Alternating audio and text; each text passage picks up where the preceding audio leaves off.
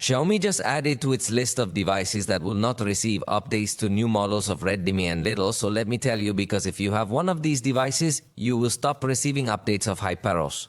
In fact, you will also stop receiving updates of security patches, so this will definitely start to cut the life cycle of the device with greater speed.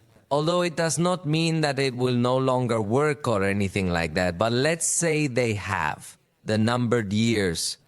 The list is headed by the Xiaomi Redmi Note 11 with different variants, for example, Note 11A, S11 and 11 5G. And on the other hand, there is also the Redmi 10C and Redmi Note 10 Edition 2022. On the side of the little brand, there are two devices that have been added to this existing list of Xiaomi of devices that will no longer be updated. So it is present the Little M Pro and Little X Pro 5G. So these devices were stuck to the version in which they were and will no longer receive updates in the future.